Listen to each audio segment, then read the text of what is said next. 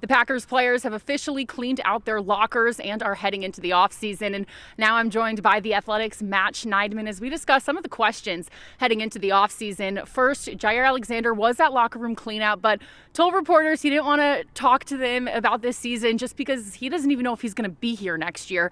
How do you think the Packers are going to address the cornerback position with how Jaire wasn't on the field a whole lot this season and Packers fans want to see him out there? Yeah, it'll be fascinating to see because when healthy, he can still be one of the best corners in the league, but he's only played 15 out of a potential 37 games the last two seasons because of various injuries. If they trade or release him before June 1st, they would get about $7 million more in cap space. So it's something to consider. A lot of risk reward there.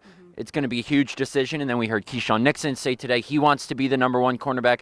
I would be shocked if the Packers didn't address that position early in the draft. And then another group we were talking about earlier was the receiver room. Jayden Reed and Romeo Doubs go down with an injury on Sunday against the Eagles. Christian Watson obviously out for the season with his non-contact ACL injury. What do you think the Packers are going to do in terms of the receivers this offseason? They should add a bona fide number one. And all season we've said, okay, they can get by with four guys who can be that number one on any given day. And sure, sometimes they were, but not consistently enough. You know, Christian Watson and Jayden Reed had long stretches of doing almost nothing, not being factored in the game plan. I think the Packers need a guy, a gotta-have-it guy they can go to whenever they need a big play, like Davante Adams was for them when he was here. Not saying, Davante Adams should be here right now at his age, but maybe he should be.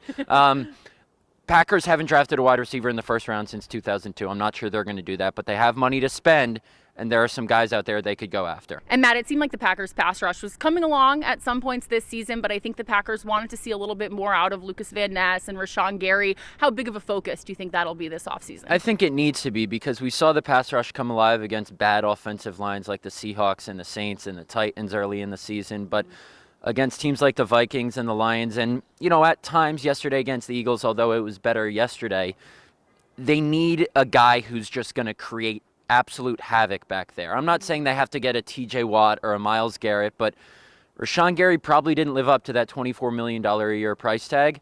That could be another position the Packers look at early in the draft or in free agency this offseason. Well, we'll see how this all shakes out the next couple of months. Matt, we appreciate all of your time this season breaking things down with us. But for now, reporting from Lambeau Field, Kelly Hallinan, NBC 26 Sports. And thank you for your hat.